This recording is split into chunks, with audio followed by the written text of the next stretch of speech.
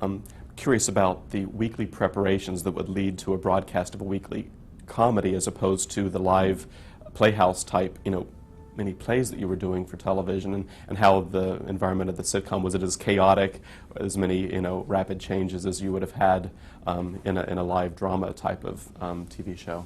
Well, what happens is that the writers come to rehearsals and see what jokes are working well and those that aren't. And then the day before the show itself, Fred Coe would come. His laughter was something the world has never heard before or since. He screamed in a high cackle, out of control almost, at everything. Like that. And then he would throw out half the jokes and rewrite them, and everything would be fixed. But Wally was the one. He would not accept inferior writing. How he knew all this, how he knew how to act, I don't know. He was teaching himself as we were doing the show. And I remember one week, we always began on Tuesday, and the show was done on Sunday in front of an audience. The first year, an audience of 3,000. We were at the old Center Theater. Then we moved to Studio 8H, which seated about 300 or 400. But one Tuesday, he did not like the script at all. The only time he threw one out. So the writers sat up all night. On Wednesday, we had a new script. And he threw that out. On Thursday, he threw the script out. And on Friday, he threw the script out. And Saturday morning, we began with the fifth new play of the week. And we did it Sunday. And it was a good one. It was the one I remember where we found some birds in a chimney, and he wanted to save the lives of birds up in the chimney. What hadn't he liked about the ones before? He just said, I haven't been so disappointed in years. Not exactly a raving thing, I see. The series creator was a man named David Swift. Did you establish a relationship with him, and how involved was he vis-a-vis Fred Coe with the show? He and Wally did not get along. Wally was right. David Swift is a very gifted man, and he did invent the series, but he didn't write well for Wally. That's the crux of it all. Mm-hmm. When you're writing for writing for any star, but for a comic star, you must have his style. You must get inside that man. The way Jack Benny's writers wrote for Jack Benny, mm-hmm. or Gleason's writers wrote. And he was not a good writer for Wally, and Wally knew it. But there were writers on staff who then were able to his find chief his assistant was Jim Fritzell. Okay. Fritzell could write for Wally, and so could Everett Greenbaum. Mm-hmm. And the two of them turned out some wonderful scripts, wonderful. But the other element was Hal Keith, the director. Hal Keith was a comic genius. He could devise comic business. If you didn't like it, he'd throw it out, invent something new immediately. During your days of rehearsal process? In an hour. Mm-hmm. He could restage a complete show in an hour. He died young, but he was as close to a comic genius as I've met. And another great name is attached to this show. This was produced by David Suskind's production company, mm-hmm. Talent Associates. And did you work with him? And No, he was administrative. Okay.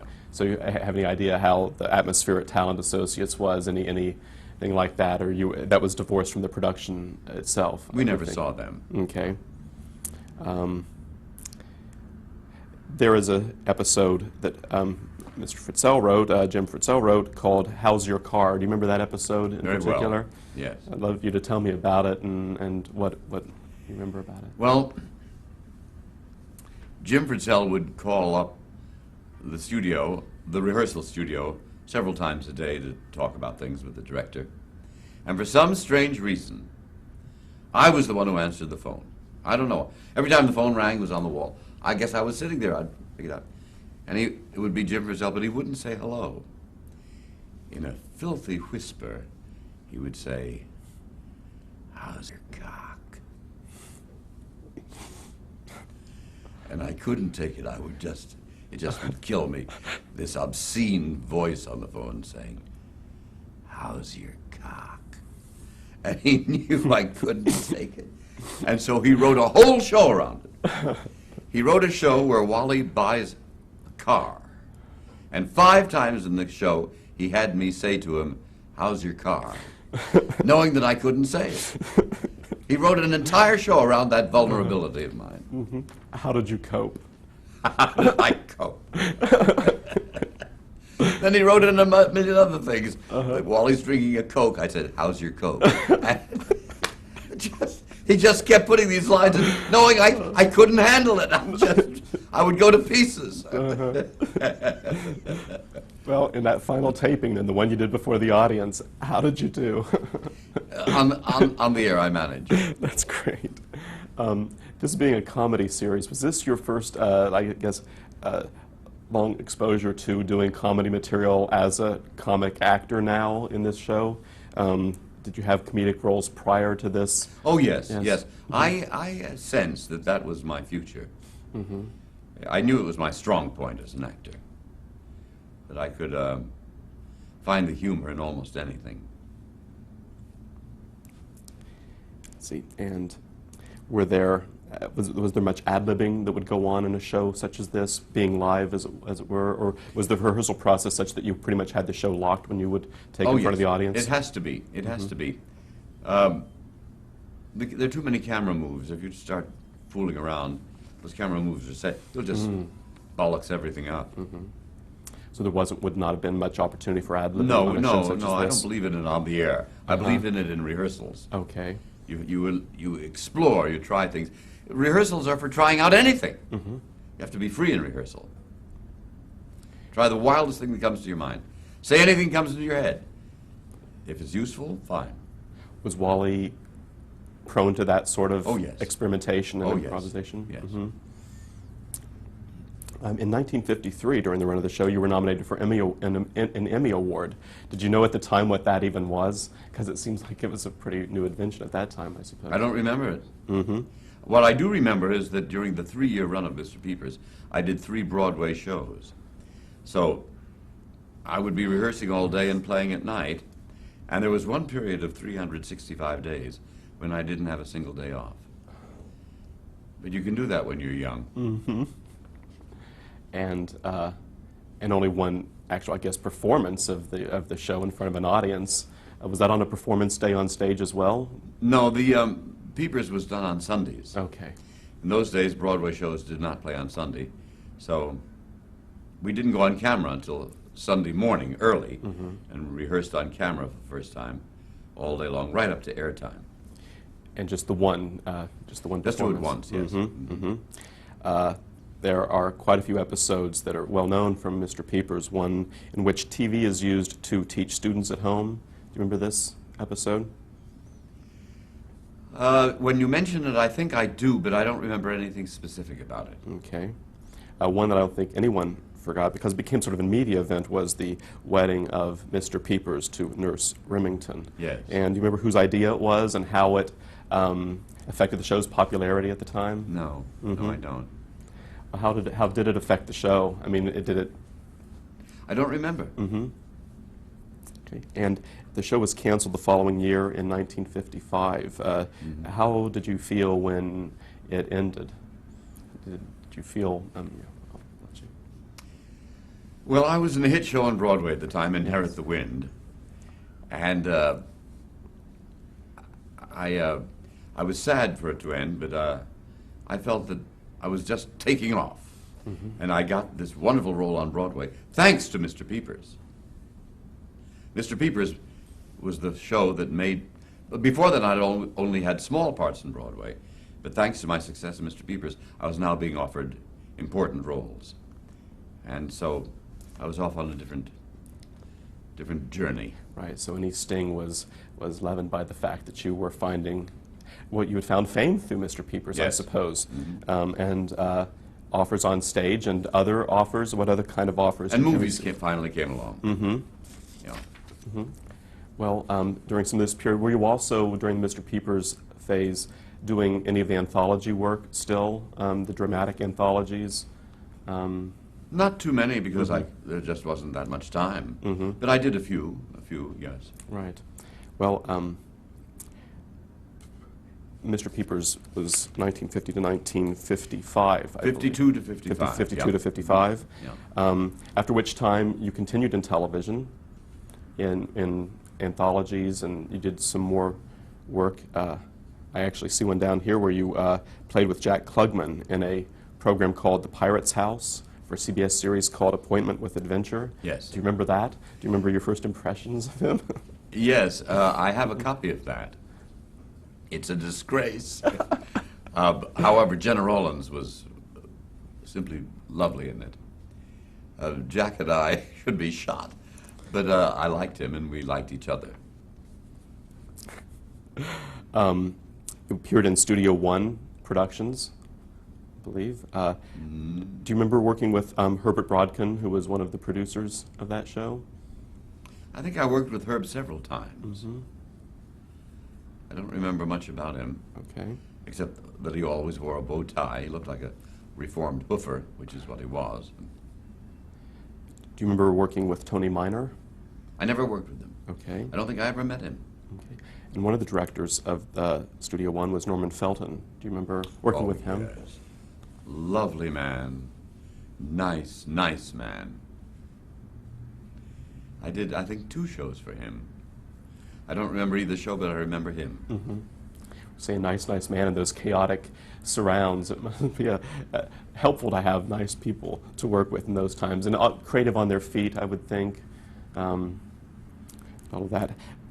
Well, they had to be. Yes. The cameras were not reliable, and you'd have 3 cameras on those shows, and it was not uncommon for a camera to go out.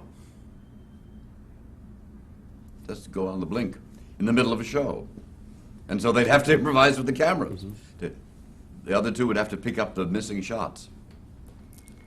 Do you remember in working with the live TV, the anthologies, any particular, you mentioned Sidney Lumet pops out at you because you remember him getting like a first break, it seems to me. Other directors, writers who you had especially close relationship with during that time? Yes, but you're going to embarrass me because I block on names. Help me. Names of them. It's my only memory problem. Names. They're my bugbear. Well, we do see Sidney Lumet, who had directed you in a program called One Mummy Too Many with Ava Gabor, I believe. Yes. Well, you did a program on NBC called The Huntress with Judy Holliday. Yes. Do you remember that? Very well indeed, vividly? yes. She did very little television that I would Yes. be aware of. So, Judy Holliday was blacklisted. You should do 10 hours on the blacklist. The most disgraceful happening in American history, in my opinion. She was not blacklisted in movies. There was no blacklist on the stage, but she was blacklisted in television. Well, Fred Coe had this script for her by David Shaw. And every month when he'd have his meetings with the Goodyear people, he would bring this script up again. They said they loved it, and they agreed that it was written for Judy Holliday, and she was the only one who could play it, but they couldn't touch her. So one month, Fred brought it up again, and the guy said, "Oh, what the hell, I'm retiring." And that's how she broke the blacklist. Actually, it was on my agenda to bring up the blacklist with you. Any other experiences that affected you directly because of what was happening in the blacklist, or any other impressions about the blacklist and how it affected television would be very interesting. I don't know if it affected television very much, but it certainly affected the people. Yes. It ruined lives. It more than ruined lives, it destroyed lives. People died, and others committed suicide in despair. Phil Loeb being the case I'm thinking of, but J. Edward Bromberg died, John Garfield died, Mady Christians died. Every one of them died of aggravation. Just ate themselves up. The impotence, the despair, the rage.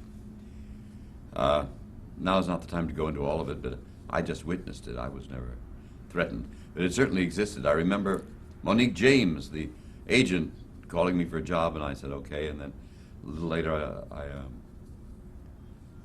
I decided I didn't want to do it. Maybe the pay wasn't good. I forget why I didn't want to do it. And she said, "But you've been cleared." Everybody was cleared through that man, Barnett, I think his name was, who made a living from clearing people. People made money out of the blacklist. And the worst blacklisters were actors who turned in other actors and got their jobs. It was a devastating disclosure of human nature. And I'd never been one who saw the worst in people. I never thought there was a worse side. I thought everyone was like me. And then you begin to think, this person began to be suspicious of everyone. Were you ever put into a position where someone put pressure on you to do that, or knew people who had been put in the pressure positions to talk about others, or it wasn't a sort of sense about like turning people in almost, or something like that? Oh, I knew people who turned people in, and they destroyed themselves doing it. Lee Cobb destroyed himself. He walked around telling strangers, "My name is Lee Cobb. I'm a man who ratted on his friends." He got a heart attack from it. He was in the hospital. He didn't want to live. It's a true story. Everyone seems to know it. And Frank Sinatra came and see him. Total stranger. Said, "You've got to pull yourself out of it. You're a great actor. You've got to live." I think that's what pulled him out. But he never forgave himself.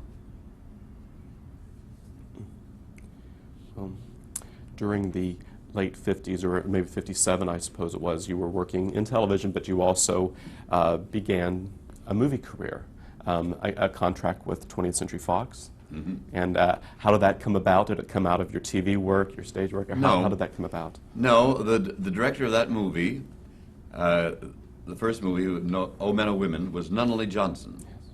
And he'd seen me in the play O Men, O Women. And when he came to make the movie, he wanted me for it. The actress Nan Martin was my mentor there. She was a friend of Nunnally's, and I believe she kept promoting me to Nunnally. Mm-hmm. And he changed my life too. He was one of the, like Fred Coe, and like Guthrie McClintock, who had put me in with Miss Cornell, her husband. He was. Those were the people who gave me my first break in each medium. Mm-hmm. Did he, as your conduit into the world of movies, I guess show you the ropes is the colloquialism, but I mean, in terms of his impact on your career, I mean, can you talk about that experience and what exactly it was that he helped? Nunnally was what we used to call a gentleman. You meet very few, fewer and fewer, it seems to me. Mm-hmm.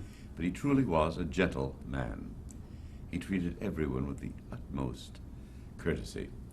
Like Fred Coe, he was a deep, deep Southerner who got more Southern every year. And he was a man of infinite charm. And he treated me as if I knew more than he did.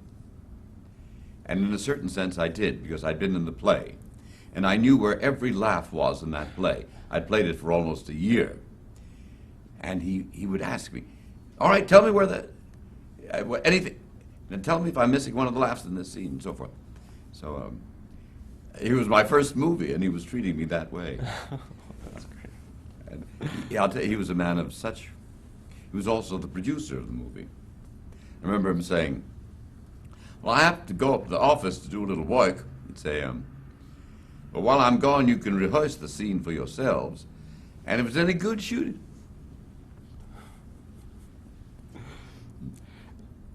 Your contract for Fox was under a multi-year contract. It took you to Hollywood from New York. Yes. And did you consider that perhaps the TV chapter of your career was in abatement or over? Or yes, anything? I thought I was going to be in movies. I loved movies from then on. Mm-hmm. And after O Men, O Women, they asked me to stay on as a contract player, and I did. But my agent, we should talk about agents, and my agent was a famous man named Abner J. Greshler. And I've always been anti-smoking, as you probably know, ever since I quit Yes. in 1946. Well, Fox had an ironclad contract with me. They had what's called exclusivity. I could not work for anyone else except with their permission.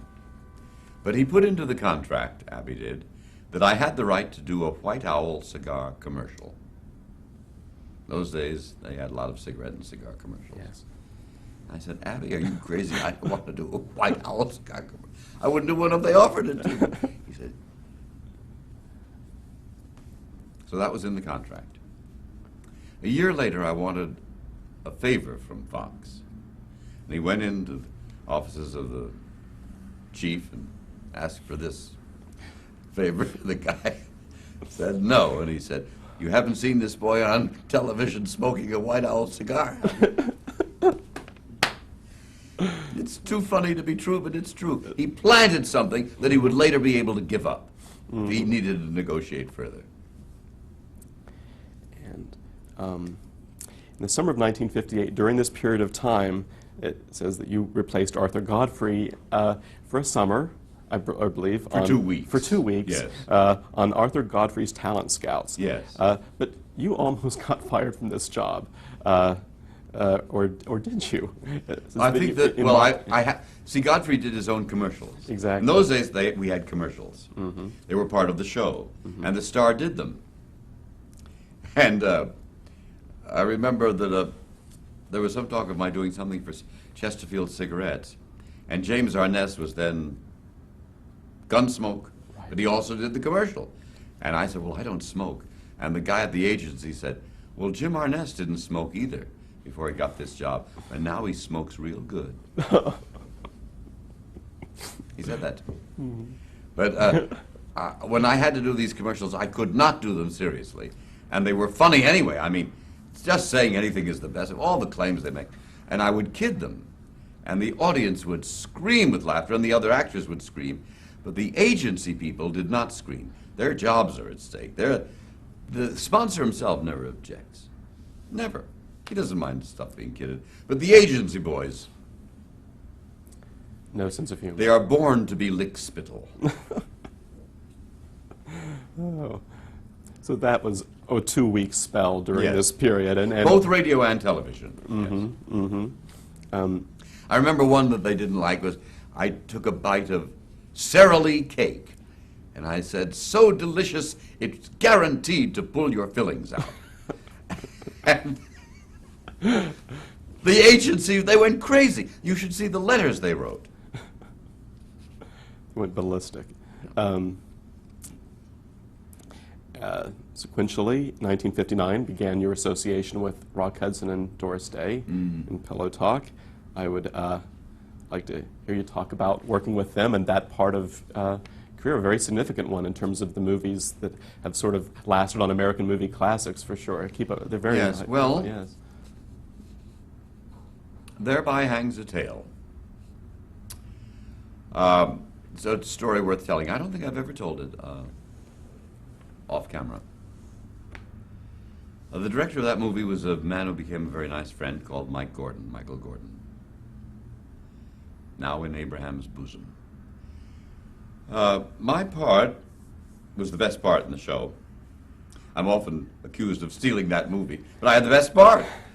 It was autobiographical, and all the parts that Stanley Shapiro was to write for me were autobiographical.